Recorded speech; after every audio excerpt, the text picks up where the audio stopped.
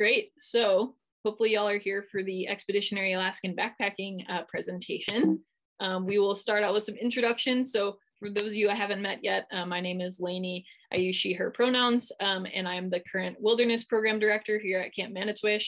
I started here just a little over a year ago, and prior to that, my experience with camping was really started when I was an 8-year-old camper, and started going to summer camp, and I really learned how to, just love the outdoors and love doing activities outdoors. And then I kind of continued on, became a seasonal staff member where I was a backpacking and canoeing guide for teens and adults.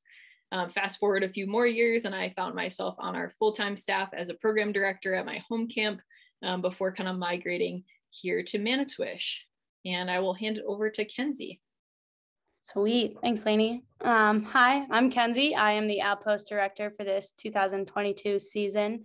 I'm from Colorado initially, but have been around camp since 2009. Was a camper and participant for a lot of years there, and then started on staff in 2017. And I've worked in many capacities within summer camp leadership as a sectional and as a trip leader in Outpost. And last summer, I actually got to lead a canoeing trip in Alaska, which started in the Brooks Range. So I'm pretty familiar with the terrain and the climate, and I'm excited to talk about it in a different capacity.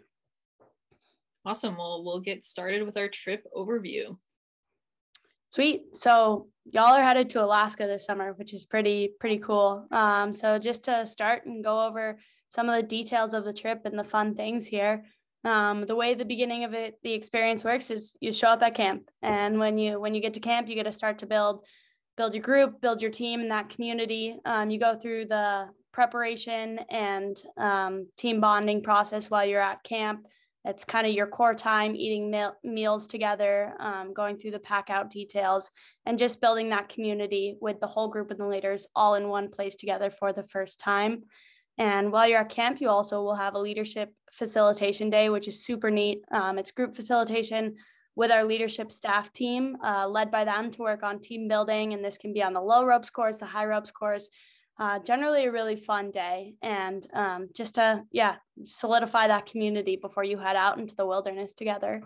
Obviously you have the pack out aspect of the pre-trip, double checking your food, going over the menu, packing out the gear, making sure everything looks right and is working well before you take it with you up to Alaska.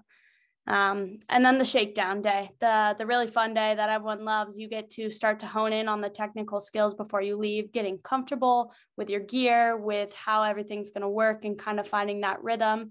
You'll have lots of time to practice all the safety and technical aspects before you head out there, and leaders get to kind of frame that day however they see best fit. So it's often a really fun day around camp. And after those few days in the North Woods, you get to head up to Alaska. So what that looks like is taking a bus to Minneapolis with the Expo Pacific Kayaking Group. And from Minneapolis, you'll fly from there to Seattle and then to Fairbanks. And in Fairbanks, you get to camp at this incredible hostel. It's called Sven's Base Camp Hostel. Sven is such a cool dude. He has so many stories and so much knowledge, and he stores some of our gear for us throughout the year. We buy some of our supplies for him while we're up there as well. I had the opportunity to travel through last summer, and it was an incredible place to start and end a journey such as this. And your time in Fairbanks then is really spent just gathering that last minute gear, getting those supplies and prepping for the trip, making sure everything looks good before you head out, where you will shuttle from Fairbanks up to Coldfoot on the Dalton Highway. And you'll either stay in Coldfoot and fly into the field or get dropped off on the Dalton, depending what the leaders are kind of looking for there. And that's when you get to head into the Brooks Range, spending 6 weeks in this incredibly vast mountain range that just seems to blow everyone's minds when you land. There's no way to prepare for what that site is when you land in a mountain range like this. It was one of the most memorable experiences I've ever had in my life, for sure. While you're out there, it's not too common to see other folks. So it's really just you in the mountains and the wildlife around you, which is super neat. And it's, super vast. And you just kind of have that time to hone in with your group and to get in your own rhythm. It is the most furthest north mountain range in the US. So you're really just out there, and the sun does never set. You think maybe you'll get that glimpse of a sunset, but you just really have full daylight all the time, which is super neat because your schedule becomes what you want to make of it. You're not really limited by those daylight hours, which is a pretty unique aspect of this trip in itself. So while you're out there, you'll either be in the Arctic Wildlife National Refuge or Gates of the Arctic National Park. Sometimes groups dip in between, or they just stay in one or the other. And you travel about 3 to 5 miles every day. That seems like pretty low mileage, but the trip is going through a ton of different terrain throughout. So that's kind of there to balance that. You alternate from walking on riverbeds to tundra ground called tussocks, which is this really squishy and uneven ground. Takes some getting used to walk on. And then spending time going over mountain passes, which can present some pretty good challenges. So you're in some varied terrain throughout the trip, which is super neat, including river crossings, which we have a lot of protocols and technicalities that are discussed before the trip, a lot in place there to make sure we're doing those in the safest way possible. And obviously not every river crossing is going to be possible. And so you're kind of at the whim of what the weather is that year. And you have the ability to rework your route as you're kind of going with what the landscape's giving you in that time. So with that, the weather changes, a lot of things like that. It can vary a lot from year to year in the Arctic. Historically, it's been kind of cold and rainy, ranging in the 40, 50 degree weather every day, and pretty wet. But now as our climate shifts, we're seeing some changes in what the weather looks like up there. So some years have presented some really long, hot days with just wind and not as much of that rain. So kind of have to be prepared for whatever the Arctic throws at you once you get there. You may even receive some overnight snow, as some of our groups have in the past, which tends to be a really exciting experience. And yeah, back to those rivers, the big storms up there can produce a lot of rain, causing the river levels to fluctuate a lot, which is really neat to see how much something can change in the span of a couple of hours. But that poses another challenge to groups that you all figure out how to work around. If a river becomes uncrossable with rain, you just adjust. And it's adjusting to the terrain and to the weather on a daily basis, which is a really cool experience. Another different aspect of this from some other trips we send are the wildlife that you're going to see.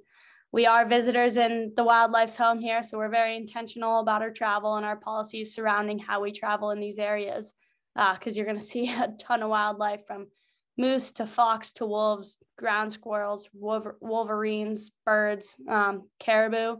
A lot of our groups have seen the caribou migration come across while they're backpacking through the brooks, which is an incredible sight, just hundreds and hundreds of caribou. And then one of the bigger ones, bears. We are in grizzly territory when we're traveling up in the Brooks Range, so we take great care to prepare for the bear safety practices that we have while we're out on trail. Everyone carries their own bear spray, each participant, each leader. And we talk to the bears a lot. We're pretty loud while we're out there, just letting them know you're there, giving them a heads up and saying, "Hey, bear," as often as you can. So we've got a lot of policies and precautionary procedures surrounding this to stay safe while we're out there. And then just a final thing to note here that's worth mentioning and should be taken pretty seriously is the reentry process. Coming back from 40 days in the wilderness can be a pretty difficult transition.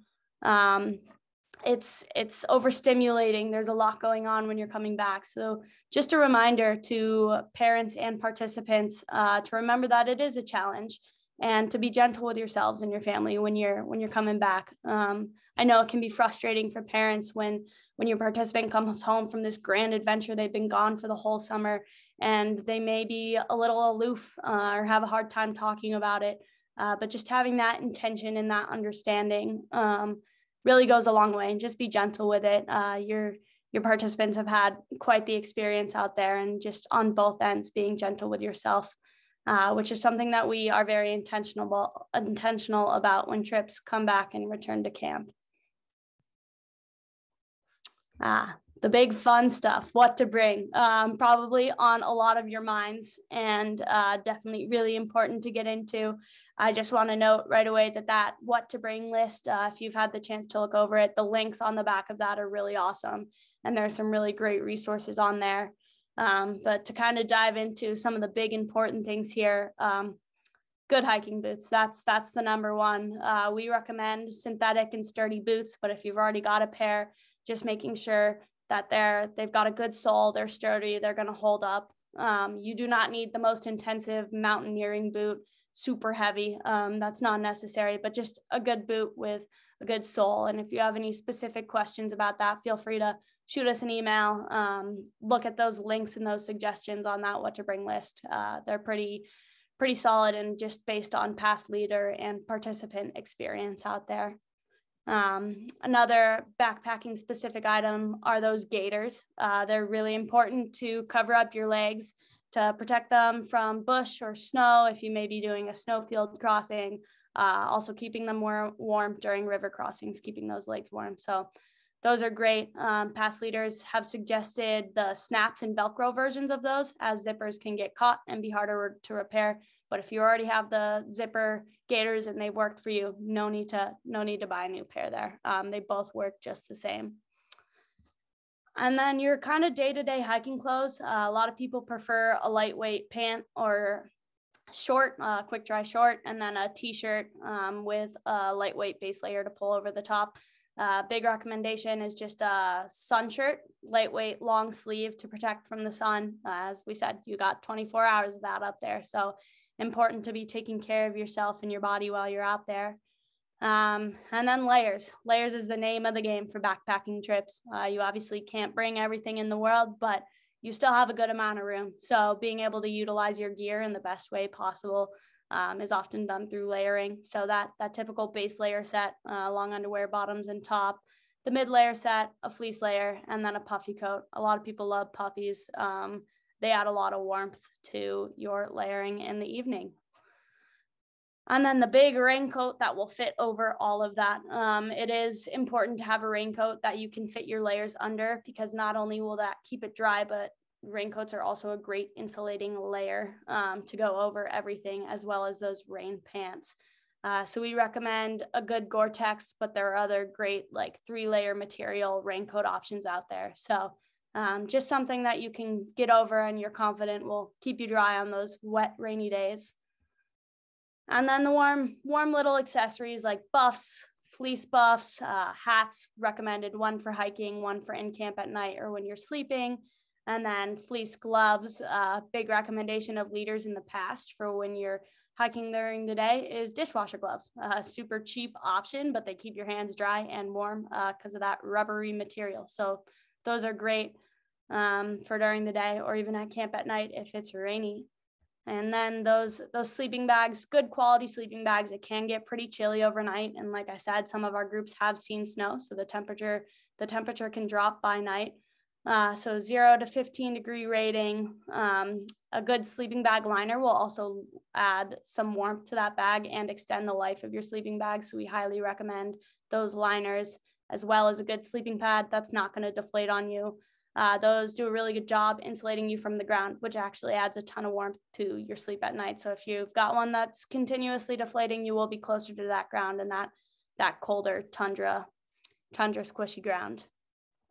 And then lastly here, just those specialty comfort enjoyment items, journals, books, Kindles, camera, watercolors, kind of whatever you need to feel at home out there and to create that space for yourself. We highly recommend journals. They're such a great way to document your experience and to be able to look back on all you did when you are back in the front country. And if you're a musician, guitars, ukuleles, harmonicas, people love bringing those. I know people who walk with them while they're hiking and sing to the group. If you have that lung capacity, good for you. Great. Just a few things here. This is the part that we like to focus on before you come to camp. It's the best time to start thinking about how to prepare yourself for the challenges that you'll face on this trip. And some of the big 4 that we've identified here are emotional, mental, physical, and community. So making sure before you get here, you're in the right headspace, brain space, and body space, kind of ready for what this trip is going to present you with. So while the physical is important and often one of the top most thought about things, we also want to emphasize these other aspects here.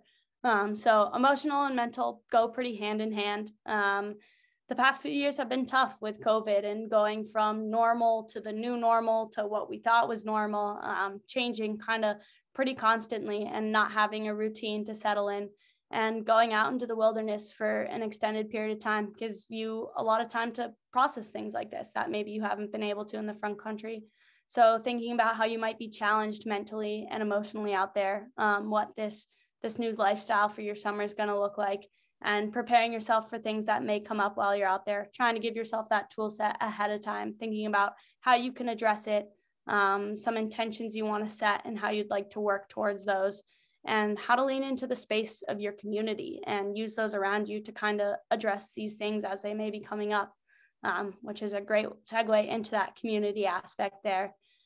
We really encourage you to build the community with the group ahead of time, which is a really neat aspect of the expeditionary level tripping, because you do get to connect with your group before you get to come to camp. So connecting with not only the other participants, but your leaders, who are such great resources and will have a lot to offer you and to tell you. So lean into that, practice that communication now. So when you're out there, you feel comfortable communicating and advocating for yourself when you're on this trip. And for parents there, just a reminder, if you haven't already, to send in your participants' contact information, or the best way you'd like that contact or the information to get to them, just so we can get that communication rolling. We'll do that once everyone's kind of got that there. And then finally here, the physical, which usually feels like the big thing. How should I be preparing for this? Do I need to be training every day? And this is definitely a physically challenging trip. We acknowledge that. But with that preparation, be mindful of your limits and your abilities before you're getting out there. If pushing yourself too hard could lead to an injury, an overuse injury, we want to see you to this trip. So just be mindful of what you're capable of. And some recommendations for us are those more gentle endurance activities. Biking, swimming, yoga is a huge one. It's really great for building your muscles and loosening everything up before you get out there. Things to kind of grow your endurance, but not push you and push any of your physical limitations before you're heading to Alaska. And with that, people have also found a lot of benefits in Googling or YouTubing strengthening exercises for backpacking. There are a lot of fun and easy exercises out there that can help you build up that strength as you're going. Great. Well, thanks for all that really great information, Kenzie. So now I'm going to shift our attention to a couple other things. Firstly, we're going to talk about some upcoming communications. So as Kenzie mentioned, you should have received an email that is talking about leader and participant chats. So please, like Kenzie said, if you haven't already responded to her email with the preferred method of contact for your participant, that would be great if you could do that as soon as possible. We like to give as much time as possible to groups to connect beforehand, because it really kind of enhances the experience. So some other important dates to think about is that April 30th is when final payments are due. You'll be receiving reminders via email about that, but just wanted to point it out. And then two very other exciting days are June 19th, which is opening day. So we'll be very excited to welcome you on that day to camp. And then August 13th will be closing day. So those are two ones to keep in mind. Some other communications that will be coming out or have already come out to you are information about COVID town halls, which those will be coming out to you shortly once we've decided on dates, but those are likely to happen in April. So stay tuned for that.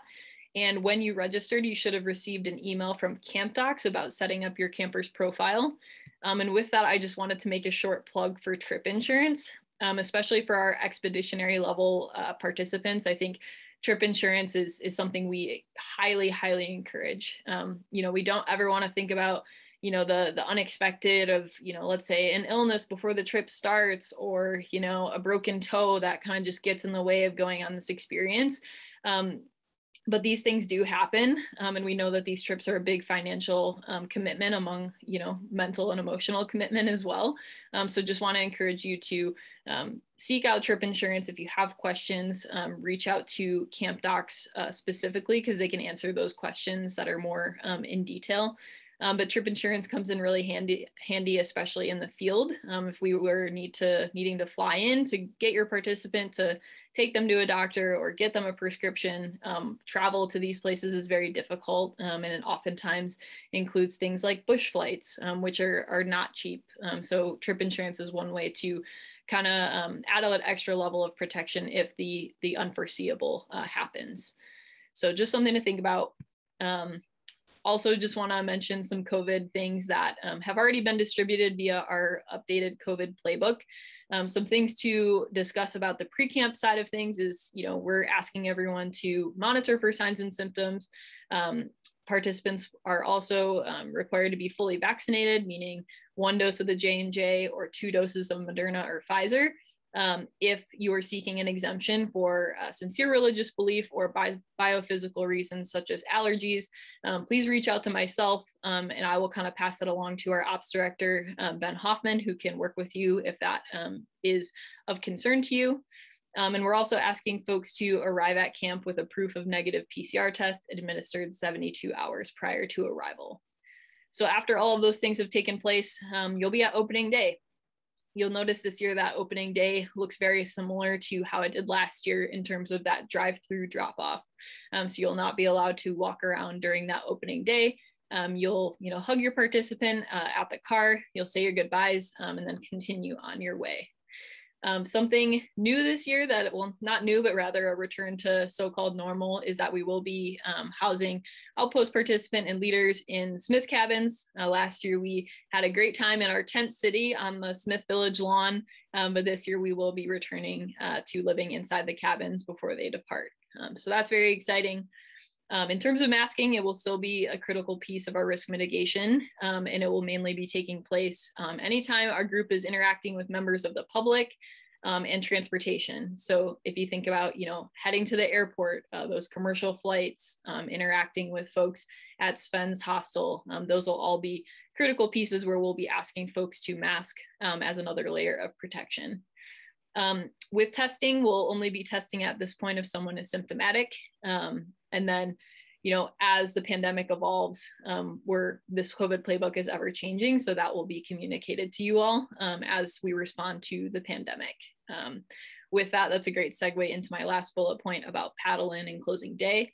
I know that those two pieces are two things that we've had a decent amount of questions on already. At this point, we are still working through as an organization what those 2 days will look like. And once again, as those decisions are made, we'll be sure to pass that along so that you can make appropriate arrangements.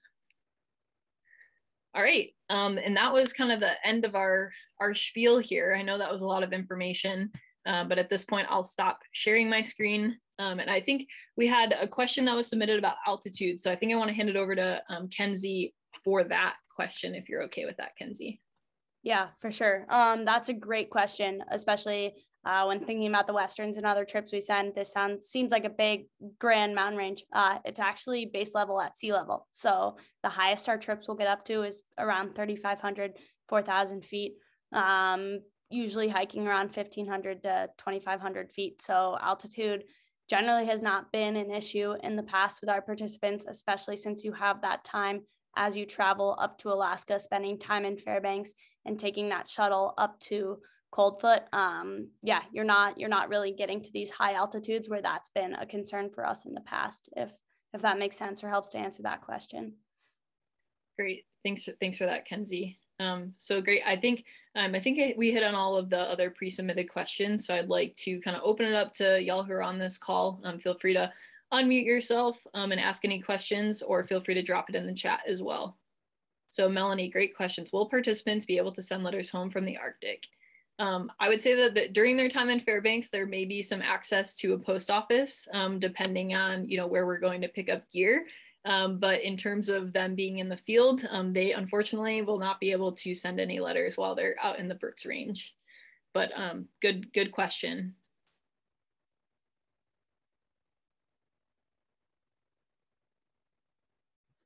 And then Lainey, there's one more in the chat about a bus pickup in Milwaukee. Do you know the details of the bus schedule yet? Generally, there is a pickup in Milwaukee. I'm not sure if those have been. I don't think there have been any changes to the bus schedule, but I can definitely look into that and send that out in the follow-up email because I don't have that information in front of me at this time. Great. I see another one here, mosquito. Yeah, that's a big thing. That really just varies year to year. Some years can be super buggy up there and others not so much. The wind really helps with the mosquitoes, and we send tundra tarps with our group, which are these really cool shelters that groups often eat in all their meals, maybe besides TL. So breakfast and dinner, and hang out at the campsite in the evening in those. They're kind of tent material on one side and then a screen on the other, so you can still see out, but they keep those bugs out. And bug shirts are another great piece of equipment there. A lot of people love their bug shirts. If you're looking for cheaper options, you can kind of look online for some of those more just mesh ones. But if it is a buggy year, which is something unfortunately we can't predict, I would recommend that piece of gear. It really goes a long way out there.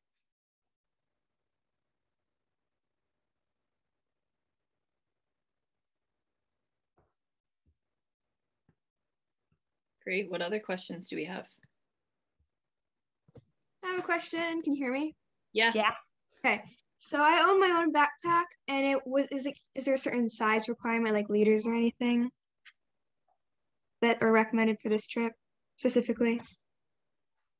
Yeah, I believe our backpack requirement is, I want to say 85 liters, but that is something, regardless, that your leaders will kind of look over once you get here to make sure that it kind of fits all the requirements that we have. So I would say bring it.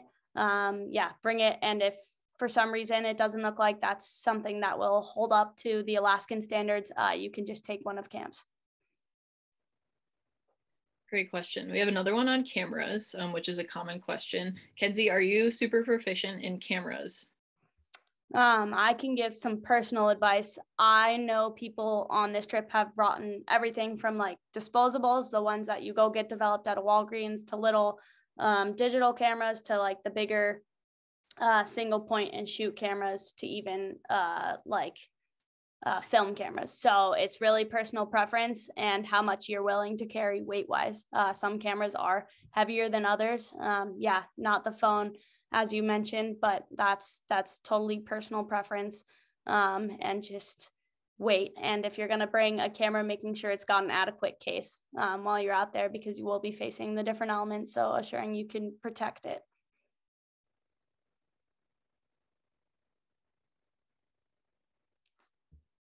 Awesome. What else?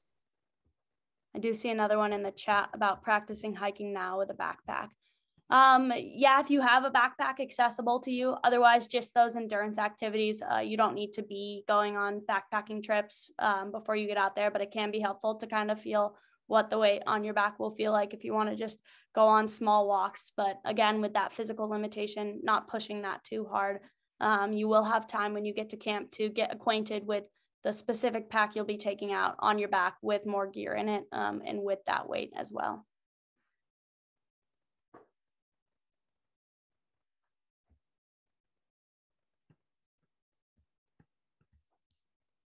Great questions so far. What else can we answer?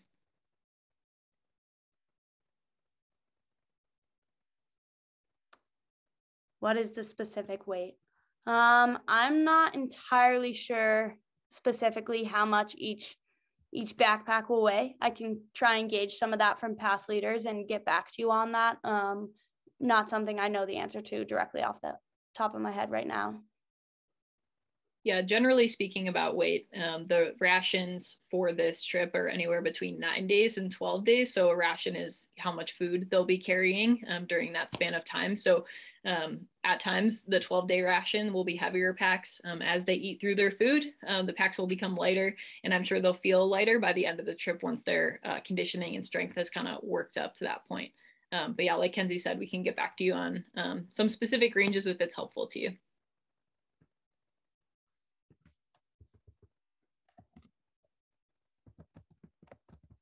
All right, I have another question. Sure. What's like the average temperature up there? I don't even know. I didn't even know when I went to Idaho.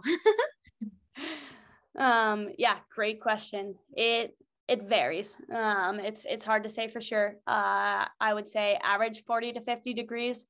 But again, if it's a hot year, you could be up to 70 degrees, maybe even 80 on some days. The wind really helps bring that kind of temperature down when it is sunny. It does get pretty windy up there, but yeah, I would say average that 40 to 60 range. I know that's a pretty big range there, but hard to pinpoint. That's why layers are the name of the game in Alaska. It's really great to be able to take off layers and add them as necessary throughout the day. Yeah, sorry. I wish I could give you more there. That one's a little harder to pinpoint. I have two questions. Great. One is the girls that are in the group, have any of them hiked together before or done any of the trips together before, or are they all strangers to each other? Hard to say. I can't answer that off the top of my head. Okay. It is common that folks have been on trips from the past, but I can't speak to that. Maybe the participants can answer. Me and Ruby have. We did it Okay. Western last year. Yeah, and I know another girl on there, Ellie, and then I know another girl from the same trip, but from not on the same trip at the same time we went. So I think we know most everyone on the trip this time. Mm-hmm. That's Cool. great. Yeah, I think every trip has a different variety of folks who know each other or don't know each other. Sure. Regardless, a lot of our initial communications are focusing on building that new community, which I think is super important. Right. And then could you please speak to bears? Because that's all I can think of for this trip. And do the kids get any training in, like, do they carry personal bear spray? Do they get training in what to do? Should they be of interest to a bear? Yeah, absolutely. Very valid concern. That's the top of our minds as well when we're sending these groups out there. So we're very intentional in this. They do go through training when they're at camp on what to do in certain situations. We go through that pretty intently with our leaders before even the participants arrive. And again, when the participants arrive and the group is all together, everyone will have their own bear spray on them at all times. You wear this really cool thing called a bear belt, and it just clips right on the side, or you can have it on your pack. But we do ask that it's on your person at all times. Other things like whistles and being loud is often our best method of bear protection when you're out there. Just speaking to the bears, letting them know you're there, singing, talking. They don't really like that sound. And so if they know you're there, they're probably not going to come to you. But again, we take every precaution. So even setting up camp at night where you store your food versus where you're camping, being intentional about which way the wind is blowing. So you're camping upwind from your food, so those smells don't blow towards you. Not bringing any scented products, any personal products with you while you're out there. All those little minute details like that kind of add to create our protocols and precautions.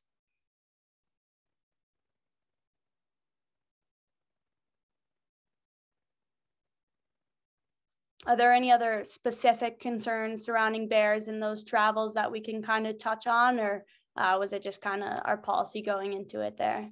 No, just thank you for addressing it. No, just in general, that I'm sure I was confident that it was being thought about, but I was also curious to what level the kids were involved, or is all the responsibility on the leaders, which it doesn't sound like. So, I mean, it's clearly you've given it a lot of thought so far as separating food from people and wind direction for camp and that sort of thing. So that's great. Thank you.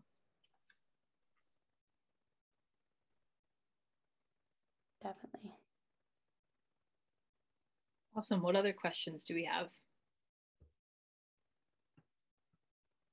These are all great questions. There's a lot on the mind, and I know it can be hard to kind of narrow it down, but anything you're thinking of, we're also resources beyond this Zoom call if you think of something immediately once you get out. So.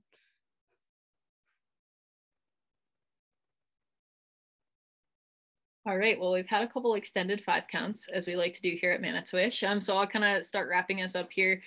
Just want to extend gratitude for you all, taking the time out of your lives to join us. It shows a big commitment to your, preparedness for this trip and just, seriousness. So I appreciate that. As Kenzie said, we are here to be a resource, not just now, but always. We really enjoy talking to you all and answering questions. So please don't hesitate to reach out to us via email or give us a call. We're happy to discuss things with you. So we're excited to join you on this experience in whatever way we can. I know we've been planning a lot of logistics for your trip and talking to your pilots and everything like that. So we are very excited and really happy to connect with you. So thank you. And Kenzie, any last words? I don't think so. Lainey usually covers it all before I can even think of things to come to my brain. But yeah, reach out to us. We love talking to you. Your leaders are also super excited to get in contact with you. They're ready. They're already in the planning process, preparing for all the things. So that'll be really great to kind of step into here shortly. Great. I did forget one thing. So just so you all know, I'll be sending out a follow-up email in the next few days with a recording of this conversation. So y'all can revisit it at any time. I'll also be sending out the what to bring list again in case you haven't seen it. And that, yeah, as I said, will be coming to you in the next couple of days. So once again, thank you. I'll end the call, but I hope y'all have a good rest of your night. We'll see you soon. Thank you. Bye. Bye, y'all.